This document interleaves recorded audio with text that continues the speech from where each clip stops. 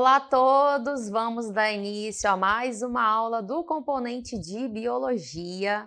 Eu sou a professora Gisele Palmeira e agora irei apresentar para vocês o objeto de conhecimento e o detalhamento da aula. Então, estamos aí na aula de número 8, o objeto de conhecimento, animais invertebrados, e o detalhamento, plateumintos e nemateumintos. Então, vamos aí dar início à nossa aula.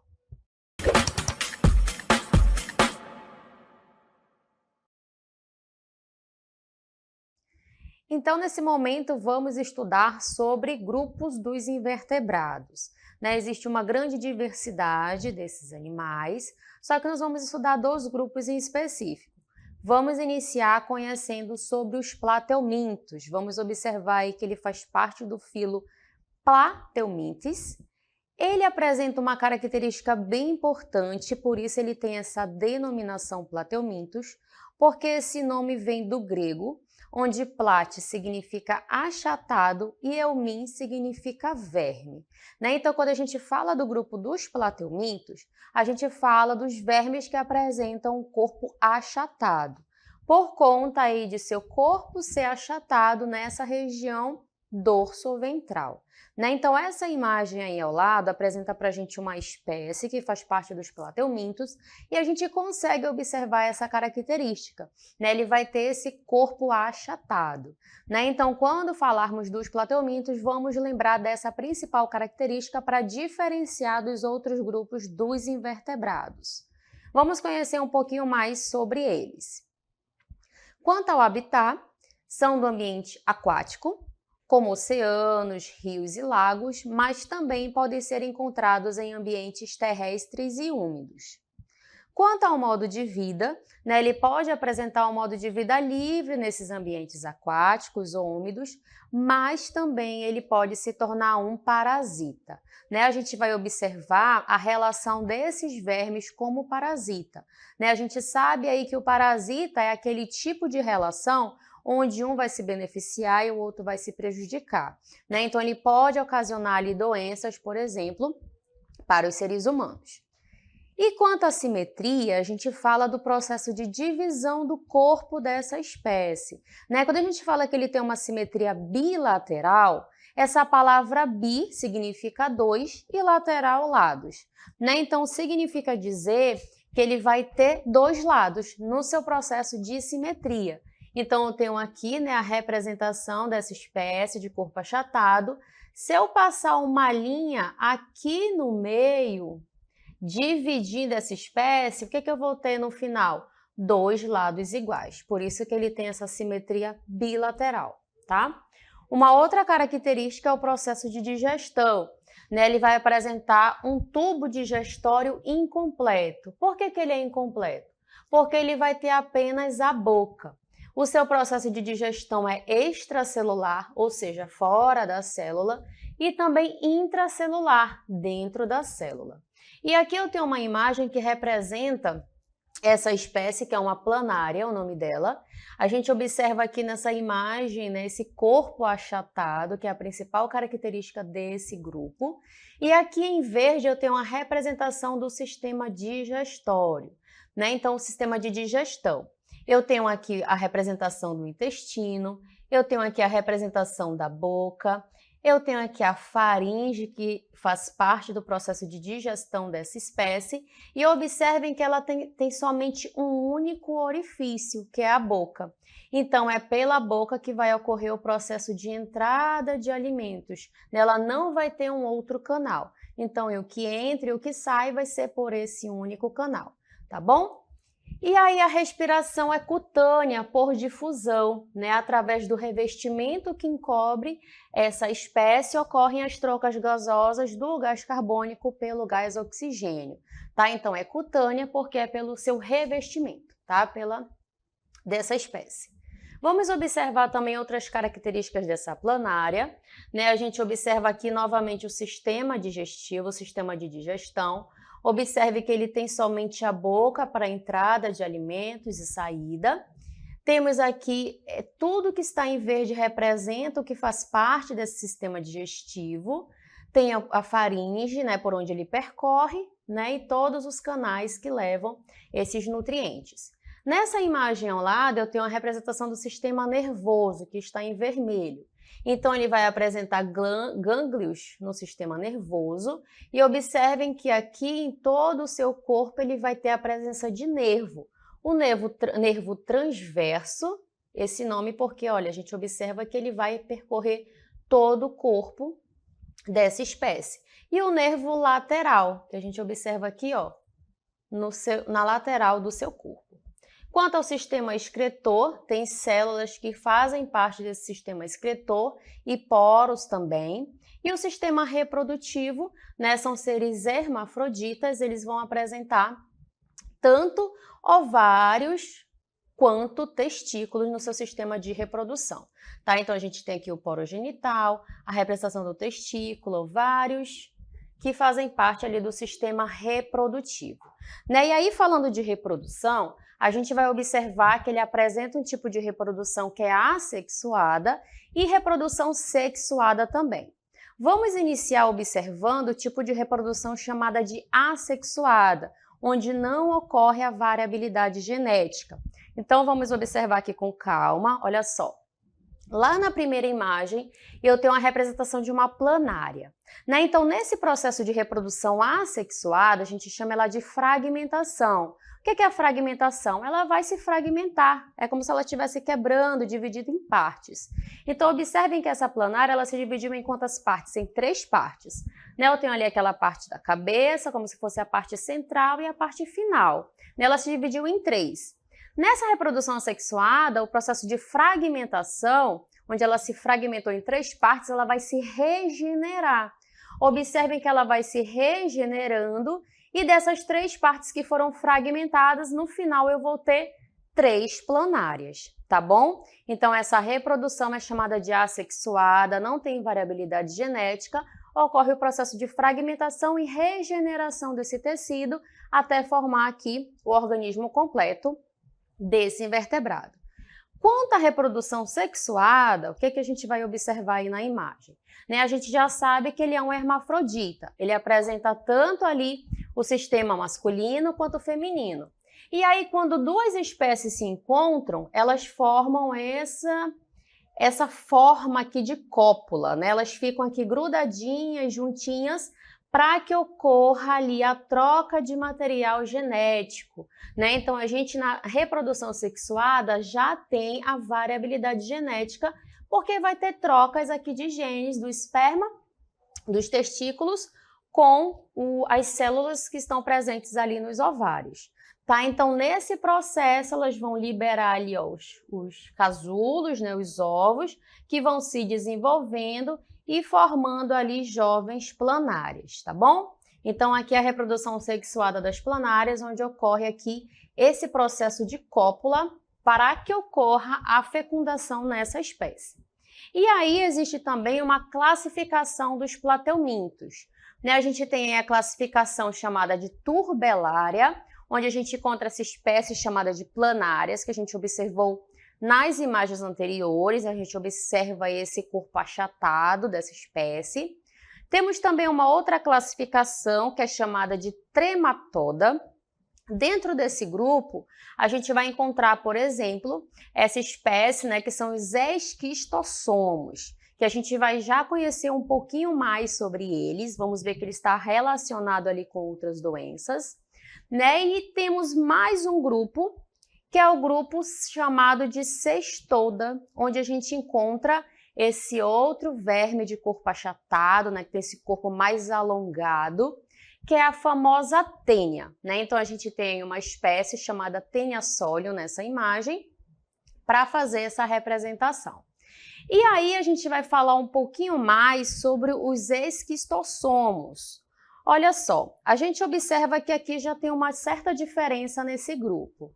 Né? Esse esquistossomos é um parasita que vai causar uma doença chamada de esquistossomose. Ela é mais conhecida como barriga d'água, a gente vai já ver por quê. Né? Então, o parasita que vai causar essa doença é chamada de Schistossoma mansoni. Tá? Então, aqui a gente observa que ele é dioico. O que significa dizer que ele é dioico? Ele apresenta o macho e a fêmea. E a gente consegue observar bem a diferença entre o macho e a fêmea. Essa estrutura aqui em rosa mostra para a gente o macho. E a gente observa que essa estrutura do macho é bem diferente da fêmea. A fêmea está representada aqui em laranja, a gente observa que ela está aqui dentro do corpo do macho, e a gente observa que ela tem a estrutura dela diferenciada. Então, a gente observa que ela é dioico porque ela apresenta essa diferença entre a fêmea e o macho. E aí, como a gente observa que esse parasita ele vai causar uma doença que é chamada de extossomose, nós trouxemos para vocês um vídeo que ele mostra o ciclo de vida, como é que a pessoa pega essa doença, como é que ela está relacionada ali para ser considerada um parasita. Vamos observar.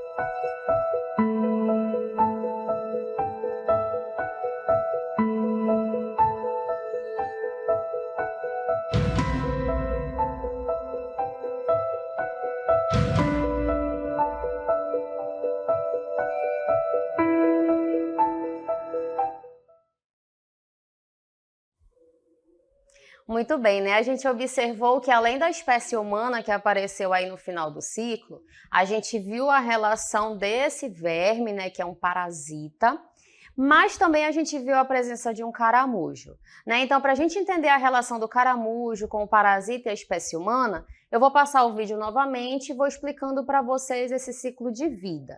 A gente vai observar que esse homem está aí infectando esse ambiente, através das suas fezes, e aí vai sair o estágio larval desse parasita. Nesse estágio larval, ele vai entrar no caramujo e lá dentro do caramujo ele vai passar essa fase larval, que é chamada de cercária. A gente observa que ela já apresenta uma outra estrutura e com essa estrutura ela consegue penetrar na pele daquele homem que estava saudável. E aí ela vai para a corrente sanguínea e lá na corrente sanguínea ela chega na sua fase adulta. Então a gente observa que tem duas fases larvais, uma que vai se desenvolver dentro do caramujo e aí quando ela sai do caramujo ela já está naquela fase larval chamada de cercária, onde ela consegue penetrar na pele do homem. E aí quando está dentro do organismo do homem, ela vai parasitar, por isso que ela é um parasita, ela vai causar uma doença. E a gente vai observar um dos sintomas dessa doença quando ele está no seu estágio grave, que é conhecida como barriga d'água, porque esses ovos vão se desenvolvendo ali na parte do abdômen, do intestino, o fígado vai ficando maior, o baço também, o abdômen, e aí ela tem essas características e esses sintomas. A pessoa fica magra, fica fraca, até realizar ali todo esse tratamento. Então, a gente vai observar que é uma doença perigosa, que se espalha quando pessoas entram em contato com uma água que esteja contaminada com essa larva. A transmissão ocorre quando indivíduos infectados liberam essas fezes contaminadas em rios, lagos ou açudes, como a gente observou ali no ciclo de vida dessas espécies. E aí, como a gente faz para evitar esse tipo de doença, A gente que tem esse contato aí com a água, principalmente, sem saber se ela pode ou não estar contaminada. Vamos observar que a gente tem meios para evitar a extossomose. Eu vou apontar aqui para vocês. Evite banho e pescas em áreas onde há presença de caramujos. Por que caramujos? A gente viu que no ciclo de vida ela precisa do caramujo para se transformar na fase larval. Evite banhos e pescas onde há presença, lave as mãos antes de suas refeições, lave suas roupas no tanque, evitar lavar ali nos rios. Utilize vasos sanitários para suas necessidades fisiológicas, como a gente observou no início do ciclo. Se o homem está contaminado, faz ali suas necessidades perto do rio, essa água vai levar esses ovos, essas larvas. E beber água tratada, né? Então, a gente observa que está relacionado tanto com o saneamento básico quanto com a higiene, tá bom? Vamos conhecer também uma outra doença ainda relacionada com esses tipos de vermes, que é chamado de teníase. E ela também é conhecida como solitária. Nesse caso, ela vai ter o hospedeiro definitivo, que é o homem, e o hospedeiro intermediário. Existem dois tipos de hospedeiro intermediário, que é o caso do porco, onde a gente vai encontrar a espécie Taenia solium, e no gado é a espécie Taenia saginata. Observem que elas são diferentes, ó. Esses parasitas, a gente observa aqui nessa primeira imagem, ela representa para a gente a Taenia solium. Qual é a Taenia solium? Aquela onde o hospedeiro intermediário é o porco, tá? Aqui na primeira imagem. Observem que elas apresentam ventosas, diferente aqui da Taenia saginata, que está relacionado com o gado, onde além das ventosas, ela vai apresentar esses ganchos aqui nessa região da cabeça, né? Então, tem essa diferença desses dois tipos de parasitas, tanto do porco quanto do gado. E aí a gente vai observar também como ocorre o ciclo de vida da teníase. E aqui a gente trouxe o representante, né? A gente trouxe o gado para representar esse ciclo de vida. Lembrando mais uma vez que pode ser tanto a carne do gado quanto do porco infectada. Né? Então a gente vai iniciar aqui observando esse animal que está ingerindo esses ovos da tênia presentes aqui no seu alimento, né? Ele está comendo aqui um capim que está contaminado pelos ovos da tênia. E aí, lá na musculatura desse animal, ela vai se transformar em larvas. Essas larvas são chamadas de cisticercos. Elas vão se desenvolver e se alojar no tecido muscular do gado. Né? Então, o que é que a gente come ali do boi? A carne do boi, que é o músculo. Né? Então, se a gente não realiza, se a gente não assa essa carne muito bem, a gente ingere essa carne mal passada, o que que vai acontecer? Essas larvas estarão vivas e eu vou colocar essa larva viva para dentro do meu organismo através do processo de ingestão dessa carne. Entrou no meu organismo, ela passa aqui pelo meu sistema digestório. Lá no intestino delgado, ela vai se transformar numa tênia adulta. A gente observou que a tênia é uma espécie que pode ser bem grande, né? Então, lá na fase da tênia adulta, o que ela vai fazer? Se reproduzir dentro do intestino. E nesse processo de reprodução, ela vai lançar os seus ovos, né, para reproduzir a sua espécie. E aí esses ovos saem nas fezes desse homem, tá? Então esse homem vai ali realizar suas necessidades no mato, por exemplo, essas fezes infectadas irão infectar esse espaço, tá bom? Então esse é o ciclo da teníase. E a gente observou que no ciclo da teníase, o homem vai ingerir essa carne mal passada que está com a larva. Mas pode acontecer também de um homem ingerir a parte do ciclo de vida onde ela ainda é um ovo, que pode estar numa fruta contaminada, por exemplo. Quando ele ingere essa fase onde ainda é um ovo, pode acontecer um outro processo que a gente vai observar agora, que é chamada de cisticercose. Então, quando ocorre a ingestão de ovos da Taenia solium, qual é a Taenia solium? A tênia do porco, tá bom? Então, somente a do porco que pode acontecer isso. E aí os ovos, eles entram ali na corrente sanguínea, eles chegam a algum órgão. Geralmente, ele vai se desenvolver ali no cérebro, na cabeça ou nos olhos. Né? Então, quando ele chega, ele vai se desenvolver na fase larval. A fase larval é chamada de cisticercos. Por isso que ele tem esse nome de cisticercose.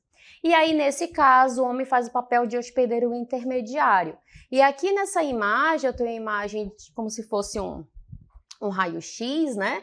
De um cérebro. Esse é um cérebro humano e nesse cérebro humano, observem esses pontinhos brancos que representam para a gente exatamente a fase larval dessa espécie, tá bom? Então, ele ingeriu o ovo entrou na corrente sanguínea, chegou lá no cérebro, ele entrou no estágio larval, tá? Então, a gente observa também esse outro processo, né? Por isso que é bem importante higienizar todos os alimentos que a gente consome. Vamos observar também um outro grupo dos invertebrados, que é chamado de nemateumintos. Os nematódios, fazem parte do filo Nematoda, são vermes que possuem o corpo alongado, cilíndrico e afilado nas extremidades. Eles possuem uma ampla cavidade cheia de líquidos entre o tubo digestivo e a parede corporal. Nessa imagem ao lado representa para a gente a estrutura interna de uma lombriga, Então a lombriga é um representante aqui bem conhecido do grupo dos nemateumintos, e aqui a gente consegue observar algumas partes dessa espécie. A gente observa aqui que ela já vai ter o sistema digestório completo. Observe que ela tem a boca e aqui tem todo o seu sistema de digestão que finaliza na cloaca e no ânus. Então, quando a gente fala que ele tem um sistema digestório completo, é porque inicia na boca e finaliza no ânus, diferente do grupo anterior que a gente observou. Observamos também que ela tem aqui o sistema de glândulo cerebral. A gente observa também o sistema de reprodução, de espermatozoide, duto espermático, entre outras partes dessa espécie.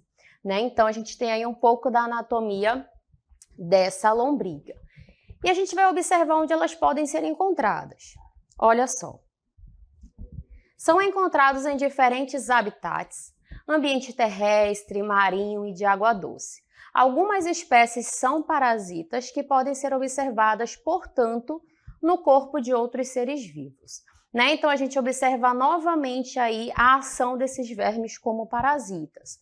A gente observou a imagem da lombriga anteriormente, e essa imagem representa aí para a gente esse intestino delgado, que faz parte do homem, no seu processo de digestão, e a evolução da reprodução dessas lombrigas. A gente observa uma grande quantidade de lombrigas que podem ali sobreviver e se reproduzir no intestino humano. Por isso que ela é considerada um parasita. A pessoa, quando está com verme, ela não fica saudável, ela está doente, precisa se cuidar, precisa eliminar esses vermes para viver bem novamente. E a gente vai observar a reprodução desses nemateumintos. A maioria é dioica, então significa dizer que existem sexos diferentes, vai ter o macho e vai ter a fêmea. Eles apresentam dimorfismo sexual porque as fêmeas são maiores que o macho. E a fecundação, no caso da reprodução sexuada, é uma fecundação interna. Então, a gente tem aqui essa primeira imagem que representa a fêmea. A gente consegue observar essa representação de um corpo maior que a do macho, que está aqui embaixo. E a gente observa algumas estruturas, a boca, o ânus, o poro excretor, o poro genital, a linha lateral dessa espécie. No macho também, ele vai ter a boca, onde vai finalizar aqui na cloaca e no ânus, poro excretor, e aqui a gente observa a cópula, o momento de reprodução e fecundação dessa espécie, onde eles se encontram, o macho e a fêmea, para realizar essa cópula e fecundação, para realizar o processo de reprodução. Muito bem, a gente conheceu um pouquinho mais aí sobre os nemateumintos e a gente observou que eles podem ser parasitas, podem causar doenças porque são vermes. E aí a gente vai observar algumas delas. Vamos iniciar com a ascaridíase. A ascaridíase é causada pelo parasita chamado Ascaris lumbricoides, muito conhecido aqui como lombriga, Acredito que todo mundo já teve uma lombriga aí no seu intestino.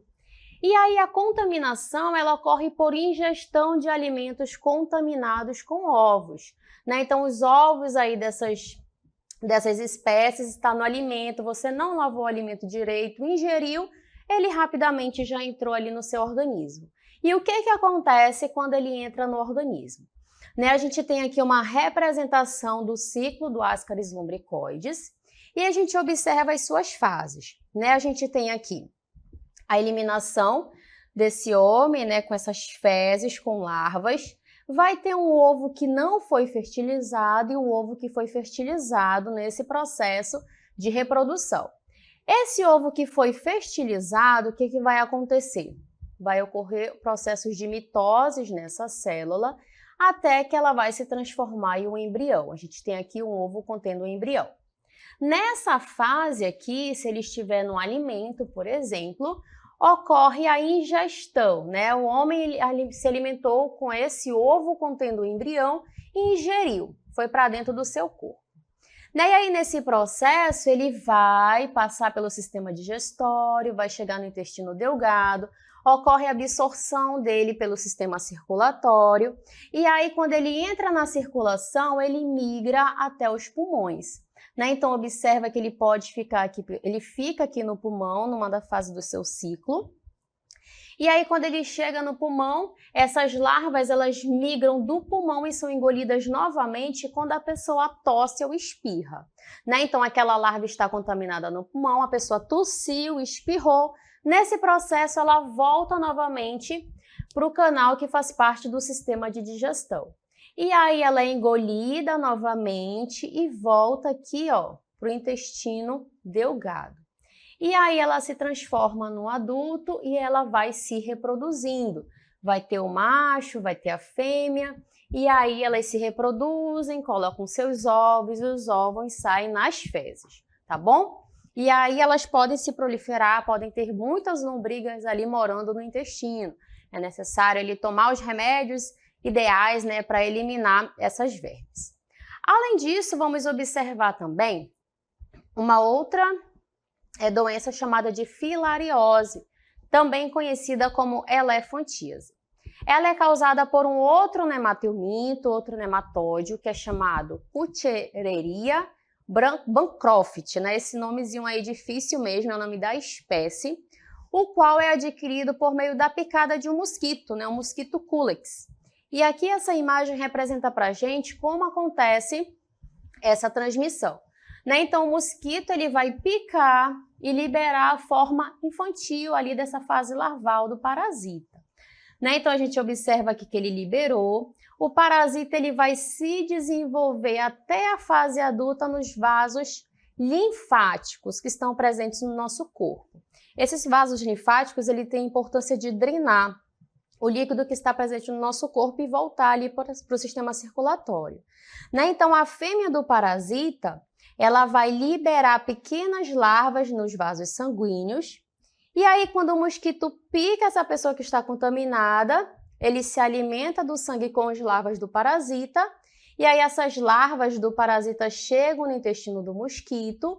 E aí, ela vai se transformar nessa forma juvenil quando ela chega na cabeça desse mosquito, Então, a gente observa aí que tem a relação do mosquito para o desenvolvimento larval dessa espécie, Então, quando ela está na fase larval ideal, ela vai para a cabeça do mosquito, que é justamente no momento da picada que ela passa para o corpo da pessoa, Então, essa pessoa contaminada, ela vai afetar ali os seus vasos linfáticos, por isso que ela tem esse nome elefantíase, porque geralmente são os membros inferiores que são afetados, e aí esses vasos linfáticos, como eles não estão conseguindo drenar essa água, ela vai inchando, a pessoa fica com a perna bem inchada, que parece a perna de um elefante. Por isso que ela teve essa denominação, Então, ela tem essas características e esses sintomas, porque ela vai atrapalhar ali o sistema linfático daquele organismo, tá bom?